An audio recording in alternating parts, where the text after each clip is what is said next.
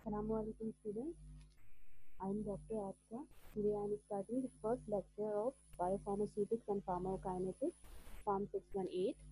I will provide you the complete course outline. These are the main topics of this course.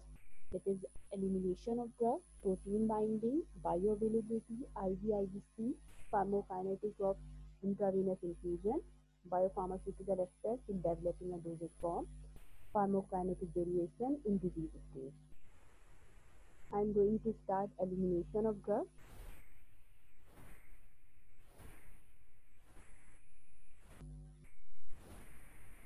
So what is elimination? Drug elimination refers to the irreversible removal of drugs from the body by all routes of elimination. Students, जैसे ADME आपको पता है, so what is ADME? ADME is the absorption, distribution, metabolism, and the last one is elimination or excretion. तो जो इसका last जो part है elimination का वो हम डिस्कस करेंगे. एलिमिनेशन क्या, irreversible removal of drug. Elimination के अंदर जो है दो इम्पोर्टेंट कंपोनेंट्स हैं. One is the excretion, the second one is the biotransformation. Sometime drug is excreted in the intact form. Intact means unchange और एक्टिव फॉर्म. अनचेंज फॉर्म यानी जिस active form में दी गई वो उसी फॉर्म में एक्सक्रीट आउट हो गई.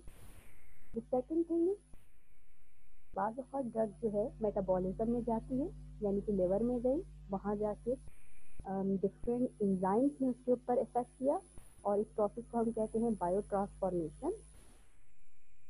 बायोट्रांसफॉर्मेशन के बाद वो मेटाबोलाइट्स में कन्वर्ट हुई और फिर एक्सक्रीट आउट हो गई. जैसे आप इस डायग्राम में देखिए कि ड्रग एक्सक्रीशन थ्रू लिवर भी होता है, थ्रू किडनी भी होता है. लिवर में क्या हुआ, मेटाबोलाइट में मेटाबॉलिज्म का प्रोसेस हुआ. उसके बाद ड्रग जो है मेटाबोलाइट की फॉर्म में या तो स्मॉल इंटेस्टाइन और थ्रू केसेस एक्सक्रीट आउट हो गई, या तो दूसरा बात ये है कि वहीं से मेटाबोलाइट जो है वो फिर किडनी में आया और किडनी से एक्सक्रीट आउट हो गए. तो बाज़ औक़ात ये process drug excretion directly kidney से होता है, तो बाज़ औक़ात जो है इन कम्बिनेशन होता है, यानी लिवर में जाके देन किडनी, या फिर लिवर से फिर स्मॉल इंटेस्टाइन. बायोट्रांसफॉर्मेशन के जो एंजाइम्स अवेलेबल हैं वो कहाँ पर हैं, लिवर के अंदर मौजूद है. अ फ्यू ड्रग्स में also be change chemically by a non enzymatic process. Sometimes non enzymatic process के जरिए भी ड्रग केमिकली चेंज हो जाती है. बट जो नॉन एंजाइमेटिक प्रोसेस के जरिए चेंज होती है ड्रग, इसको हम रेफर करते हैं degradation. Non enzymatic breakdown of drug may also be referred to as degradation. For example, some drugs such as aspirin may break down in the stomach due to acid hydrolysis. इस diagram के अंदर different excretory pathways बताए गए हैं. The main and the major route of excretion or excretory pathway are kidney and liver. But the minor pathways are also available. These are lungs, through lactation, sweat, tears, saliva. We will discuss the excretory pathway in detail. It includes the kidney and the liver, यानी कि जो हम kidney और liver, kidney के अंदर जैसे GFR क्या है, GFR क्या है और वहाँ किस तरह से एक्सक्रीशन हुआ और किस तरह से जो है नेफ्रॉन वर्किंग करते हैं और किस तरह से एक्सक्रीशन होता है, ये हम डिटेल में पढ़ेंगे. इसी तरह लिवर में भी क्या क्या जो है साइकिल्स होती हैं और उसके बाद किस तरह मेटाबॉलिज्म होता है, डिटेल में पढ़ेंगे. In this video I have given you some, I will provide you some information regarding the minor pathways. The first one is pulmonary excretion. What is pulmonary excretion? Pulmonary excretion obviously is through the lungs. So volatile drugs such as gaseous anesthetic, nitrous oxide, halothane, isoflurane are excreted by the lungs into expired air.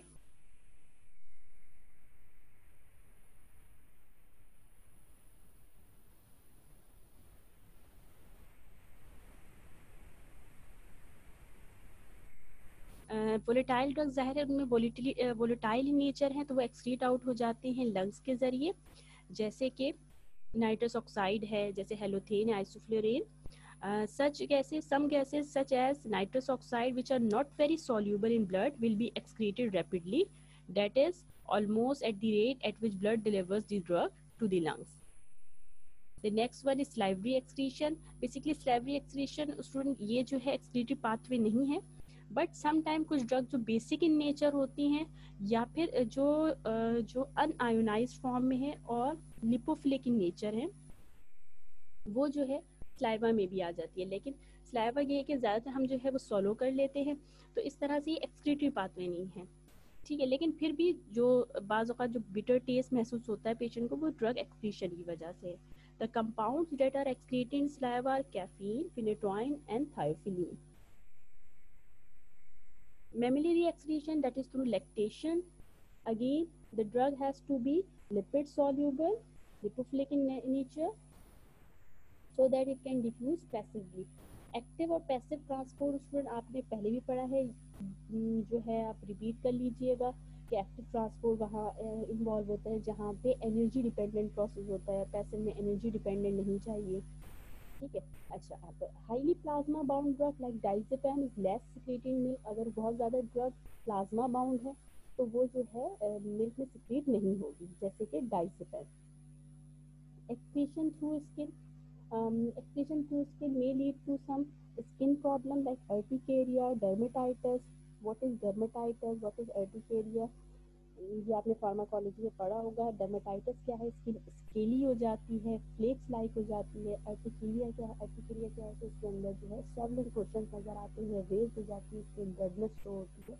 तो जो drugs जो है अगर skin के through excrete out होती हैं तो फिर उसके अंदर जो है ये चांसेस होते हैं कि वो स्किन की प्रॉब्लम क्रिएट करती हैं. Compounds like benzoic acid, salicylic acid, alcohol and heavy metals like lead, mercury, arsenic are excreted in sweat.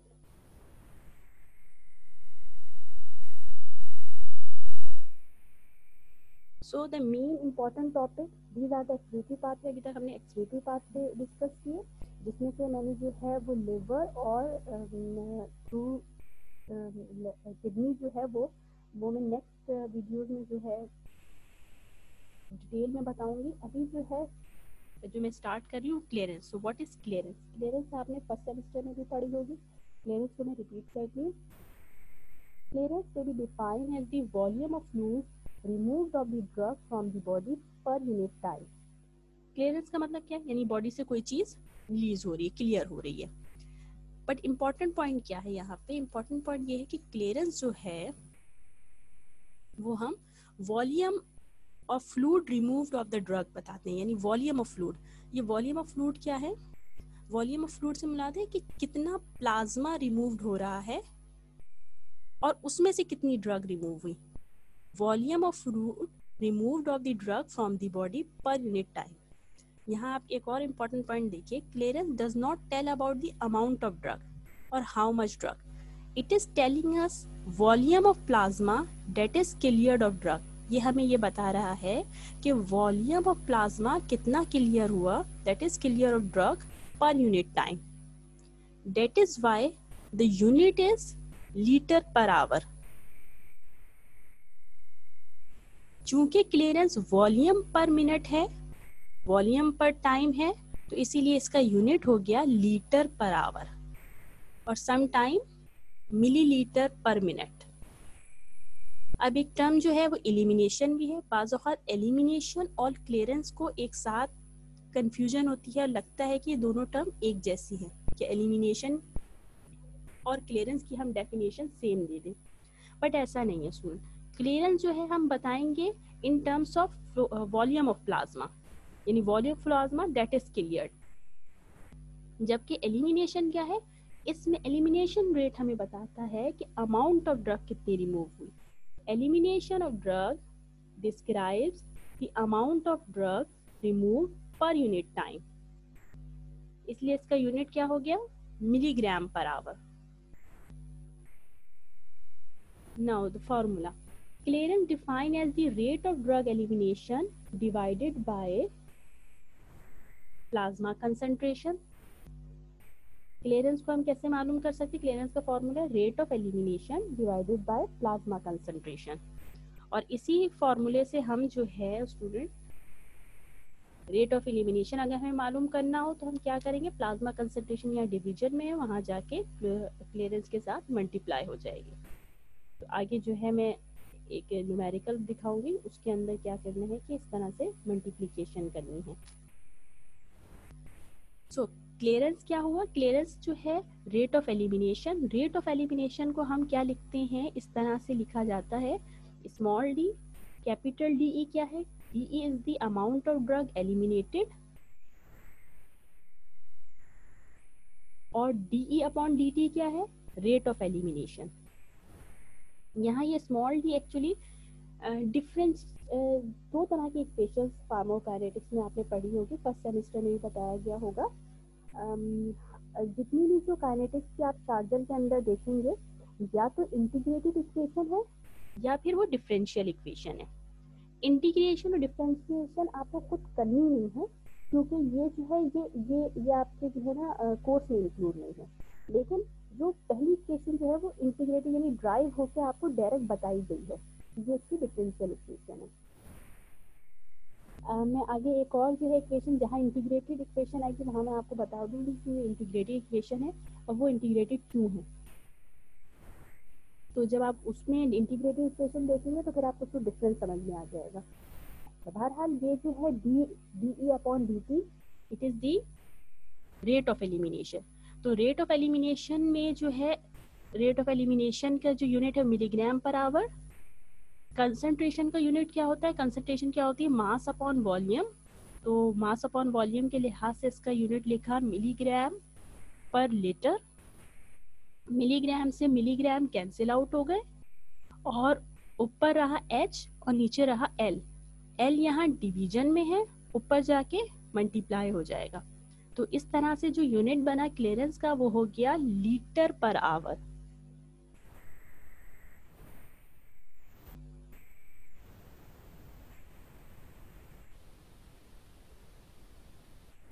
अच्छा, उसके बाद जो है मैं जिन एग्जाम्पल की बात कर रही थी जहां आपको ये फॉर्मूले यूटिलाइज करने हैं, जैसे कि penicillin. Penicillin has a clearance of 15 millilitre per minute. Calculate the elimination rate for penicillin when the plasma concentration Cp is 2 microgram per ml। यहाँ क्लियरेंस हमें बताई गई है और प्लाज्मा कंसंट्रेशन दी हुई है। तो एलिमिनेशन रेट मालूम करने के लिए पिछली स्लाइड में जैसे मैंने आपको दिखाया, ये वाला formula clearance multiply by plasma concentration, ये आपने से यूज करना है और फिर आपने निकाल लिया एलिमिनेशन रेट। और यूनिट क्या आया, वही मिलीग्राम पर मिनट। जाहिर है यहाँ पे माइक्रोग्राम में दी हुई है कंसंट्रेशन, तो आप लिखेंगे माइक्रोग्राम पर मिनट।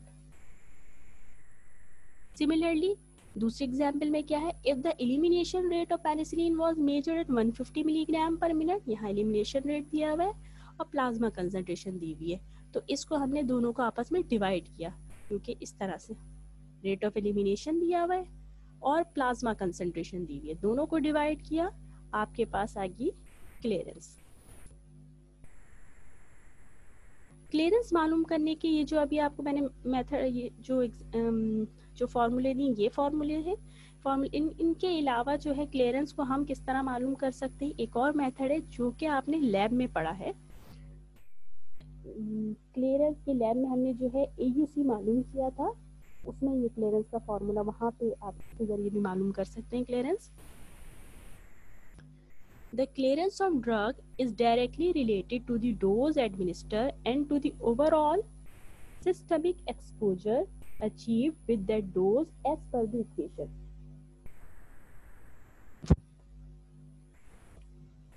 Clearance का फॉर्मूला है student, dose upon AUC 0 to infinity, यानी हमें डोज पता होगी और हम AUC अगर कैलकुलेट कर लें तो हमें क्लियरेंस पता चल जाएगी। अब AUC 0 to infinity, ये चीज़ मैं दोबारा से रिपीट करती हूँ कि हमने कैसे मालूम किया था। AUC is the area under curve. ठीक है, एरिया अंडर कर्व कैसे हासिल होता है, जाहिर है हम जो है वो सैम्पलिंग करते हैं, हमारे पास कंसंट्रेशन आती है, उस कंसंट्रेशन को हम प्लॉट करते हैं टाइम के साथ। और अगर हमने ओरल मेडिसिन दी हुई है, ओरल टैबलेट यूज किए, तो हमारे पास ग्राफ इस तरह से आता है, ठीक है, ये ओरल का हो गया। और अगर हम आईवी एडमिनिस्टर कर रहे हैं तो ग्राफ की शेप ये होती है। This graph shows absorption phase, distribution phase and elimination phase. While in IV there is no absorption phase. And how can we calculate area under curve? We have to apply the trapezoidal rule. Trapezoidal rule, then what is trapezoid? Trapezoid is a geometrical shape. A trapezoid has two parallel lines. ये trapezoid है। देखिए trapezoid की shape क्या होता है कि दो line parallel होनी चाहिए, जैसे ये लाइन और ये लाइन पैरेलल है, और दो लाइन पैरेलल ना भी हो तो फर्क नहीं पड़ता। ये यहाँ से भी जो है यूं करके कर्व और ज्यादा बनता है। तो इस तरह से जैसे ये लाइन और ये लाइन दो पैरेलल लाइन हो गई, और बाकी ये वाली पैरेलल नहीं है। तो जब दो लाइन पैरेलल होती हैं तो हम उस शेप को कहते हैं ट्रेपेजॉइड।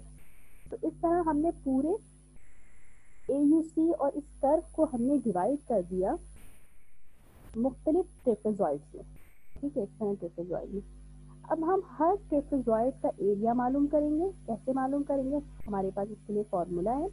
फॉर एग्जाम्पल हमें 0 to 2 तक मालूम करना है एरिया। तो फॉर्मूला क्या है? CP1 + CP2 divide by 2 multiply by C2 - C1। जो पहली कंसंट्रेशन है तो प्लस किया, दूसरी कंसंट्रेशन के साथ डिवाइड किया 2 और मल्टीप्लाई किया T2 - T1 2 - 0। T2 आगे का टाइम, T1 इनिशियल टाइम। इस तरह ये एक ट्रेपेजॉइड का एरिया हमें मालूम हो गया। इस तरह हमने जितने ट्रेपेजॉइड में डिवाइड किया हम सबका एरिया मालूम करेंगे। और इस तरह हमने मालूम कर लिया 0 to T तक हमने मालूम कर लिया AUC। बट स्टूडेंट क्लियरेंस मालूम करने के लिए हमें 0 to T नहीं, हमें 0 to इंफिनिटी तक चाहिए। हम आगे तक क्यों नहीं कर रहे? एक्चुअली जब ग्राफ आगे तक जाता है तो ये जगह जो है ना बहुत ज़्यादा नैरो हो गई, ठीक है। अब यहाँ पे जो है आपको ट्रेपेजॉइड बनाना मुश्किल है, यहाँ अप्लाई नहीं हो पाएगा ट्रेपेजॉइडल मेथड। तो अब क्या करते हैं? अब फॉर्मूले में जो चेंजिंग है वो ये है, 0 to इंफिनिटी का फॉर्मूला हो जाता है AUC 0 to T तक लिखा, समीशन का मतलब है आपने इन तमाम वैल्यू को सम करना है, प्लस CP/K। CP क्या होगी? Last observe concentration. कहीं कहीं CP की जगह CP3 भी लिखा हुआ है, CP1 भी लिखा हुआ है, और इसे डिवाइड करना है K के साथ। What is K? K is the elimination rate constant. अब उसको ये देखते हैं कि what is elimination rate constant. Elimination rate constant यकीनन आपने फर्स्ट सेमेस्टर में निकाला होगा कि इसे कैलकुलेट किया जाता है। मैंने एक डायग्राम के जरिए जो है ना, ये मैंने ग्राफ की यहाँ शो की है, जिससे आपको पता चल जाए, याद आ जाए कि ये एलिमिनेशन रेट कांस्टेंट कैसे निकालते हैं। उसमें ये ग्राफ जो है मैंने सेमी लॉग ग्राफ लिया है। सेमी लॉग ग्राफ बेसिकली कहाँ यूज होता है? फर्स्ट ऑर्डर काइनेटिक्स में। इस ग्राफ की खासियत देखिए, ये देखेंगे ग्राफ जो है इस तरह ये डिवाइड हुआ है। यहाँ एक पोर्शन नजर आ रहा है, ठीक है, ये दो पोर्शन नजर आ रहे हैं, और ये तीसरा पोर्शन नजर आ रहा है। एक्चुअली जो फर्स्ट ऑर्डर काइनेटिक्स मतलब ये है कि फर्स्ट ऑर्डर में ड्रग जो है वो फॉर एग्जाम्पल 1000 है, 1000 से 100 भी हो जाती है, 100 से 10 भी हो जाती है। तो इसमें क्या होता है, बड़ी ड्रग की जो है अमाउंट की वेरिएशन आती है। 1000 की ड्रग 1000 से 100 हो गई, डिग्रेड होते हुए 100 से मतलब बॉडी से रिलीज होते 100 से फिर 10 हो गई। तो इस तरह जब वैल्यू में इतना ज़्यादा वेरिएशन आता है तो फिर अगर आप नॉर्मल ग्राफ लेंगे तो उसमें नॉर्मल ग्राफ यानी जो हमारा रेक्टेंगुलर ग्राफ होता है उस ग्राफ पे आप प्लॉट करना शुरू करेंगे तो जो है क्या होगा, कर्व बन जाएगा यूं करके। तो उस कर्व को खत्म करने के लिए हम ये सेमी लॉग ग्राफ लेते हैं, क्योंकि सेमी लॉग ग्राफ में जो 3 पोर्शन बने हुए हैं, इससे हमें फायदा ये होता है कि हमने पहला पोर्शन 10 का ले लिया, यानी यहाँ तमाम वैल्यूज हमने वो पुट की जो कि 10 के अंदर आती है। यहाँ हमने 100 वाली वैल्यूज पुट कर ली और यहाँ हमने 1000 वाली पुट कर ली।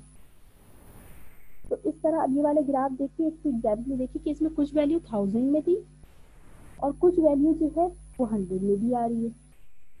तो इसलिए जो है सेमी लॉग ग्राफ यूज करने से ये आसानी हो जाती है कि वो कर्व नहीं बनता। कि कर्व बनेगा तो फिर हमें स्लोप निकालना मुश्किल हो जाएगा। अच्छा, अब इसमें हम स्लोप इस तरह से ग्राफ प्लॉट किया जाता है। ठीक है, यहाँ हमने कंसंट्रेशन सारी प्लॉट कर ली वाई एक्सिस पे और यहाँ पे टाइम, कंसंट्रेशन वर्सेस टाइम, और ये फर्स्ट ऑर्डर का ग्राफ है और ये बना है किस पे, सेमी लॉग ग्राफ पे, जिसके 3 पोर्शन है। इसके बाद आप ये देखिए स्टूडेंट ने जो है मार्क किया है, ये पर्पल लाइन से मार्क किया है ये एक लाइन, फिर उसके बाद ये ग्रीन लाइन आपको नजर आ रही है यू करके जा रही है। ये बेसिकली स्लोप निकाला है, क्योंकि स्लोप के जरिए ही हम क्या निकालेंगे, के। अब देखिए किस तरह से कैलकुलेट किया है। Slope is equal to log y2 minus log y1 divided by x2 minus x1। x2 y x axis पे हमारे पास टाइम है, नीचे टाइम दिया हुआ है, x2 यहाँ से लेना है, x1 यहाँ से, x1 ये पर्पल लाइन नजर आ रही है यहाँ से लिया।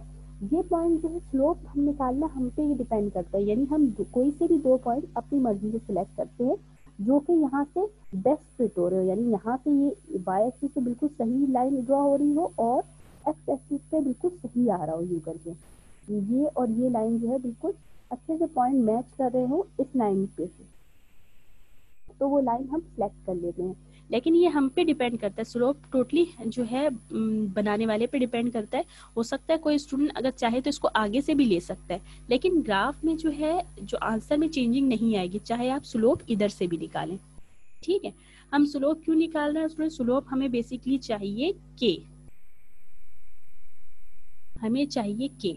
आप स्लोप का फॉर्मूला देखा, हमने y2 की वैल्यू रीड आउट की जो कि हमें जो कि y एक्सिस यानी कि वर्टिकल एक्सिस पे मौजूद है, लिखा हुआ है log 400 की वैल्यू log 250, और उसके बाद उसी की y2 की वैल्यू नीचे हमने बिल्कुल पढ़ना है और उसमें देखना है कि x2 की क्या वैल्यू आ रही है, x2 की वैल्यू लिखी। ठीक है, उसके बाद दोनों को ये हमने कैलकुलेट किया। कैलकुलेट करने के बाद चूंकि ये फर्स्ट ऑर्डर काइनेटिक्स है, फर्स्ट ऑर्डर काइनेटिक्स में जो है 2.303 से डिवीजन होती है, मल्टीप्लाई होगा। ठीक है, जो भी स्लोप आएगा वो फर्स्ट ऑर्डर काइनेटिक्स में 2.303 से मल्टीप्लाई होगा। ये फर्स्ट ऑर्डर की इक्वेशन आप देखिएगा, उसके अंदर मौजूद है कि 2.303 कहाँ पर मौजूद है। जब डिवाइड करके जो आंसर आ रहा है ये है के, ये होता है first order elimination rate constant 0.58 per hour. Basically student ये के इस तरह से हम ये बताने का मकसद ये था कि यहाँ पे जो स्लोप बनाते हैं उस स्लोप से हम इस तरह से के निकालते हैं। कैसे निकालते हैं, हम क्या करते हैं कि 2 पॉइंट सिलेक्ट किए हमने, कोई से भी 2 पॉइंट जो कि बेस्ट फिट हो रहे हो इस लाइन के साथ, और वहां से ये काम आपने जो है इंटर में भी किया होगा स्लोप का। ठीक है, यूं करके जो है स्लोप बनाया जाता है, इंटर में भी हम बनाते हैं, उसके अलावा आपने फर्स्ट सेमेस्टर में भी किया होगा। फिर उसके बाद यहाँ वाई एक्सिस पे हम वो एक और हम पॉइंट सिलेक्ट करते हैं, 2 पॉइंट सिलेक्ट करने होते हैं। ठीक है, और यहाँ पे 2 लाइन इस तरह से स्लोप गिरा दिए। स्लोप गिराने के बाद जो है हम वैल्यू रीड आउट करते हैं। x की वैल्यू देखिए x2 x1, इसी तरह यूं ऊपर आते रहे और देखा y2 y1। ठीक है, ये रीड आउट किया और उसके बाद हमने फॉर्मूला यूज किया, slope is equal to log y2 minus log y1 divided by x2 minus x1। जो वैल्यू आई चूंकि फर्स्ट ऑर्डर काइनेटिक्स है मल्टीप्लाई होगा 2.30 के साथ, इस तरह हमारे पास आ गया ये first order elimination rate constant. Okay student, अब क्लियर हो गया होगा कि हमने किस तरह से first order elimination rate constant मालूम किया। तो इस तरह स्टूडेंट हम जो है हमने इस वीडियो में जो है वो एलिमिनेशन को डिस्कस किया है। एलिमिनेशन रेट कांस्टेंट, एलिमिनेशन किस तरह क्या होता है और क्लियरेंस क्या होती है, और उसके अलावा जो है क्लियरेंस को हम कौन से फॉर्मूले से मालूम करते हैं। तो फॉर्मूले जो हमने दो तरह के डिस्कस किए, एक तो जो है ये क्लियरेंस का नॉर्मल फॉर्मूला है, एक हमने ये डिस्कस किया कि AUC के साथ हम क्लियरेंस को कैसे फाइंड आउट कर सकते हैं। ये तमाम चीज़ें जो है मैंने पढ़ाई हैं, मैंने ली चैप्टर नंबर 7 शार्जर, drug elimination, clearance and renal clearance, और ये जो है एडिशन है 7th एडिशन है।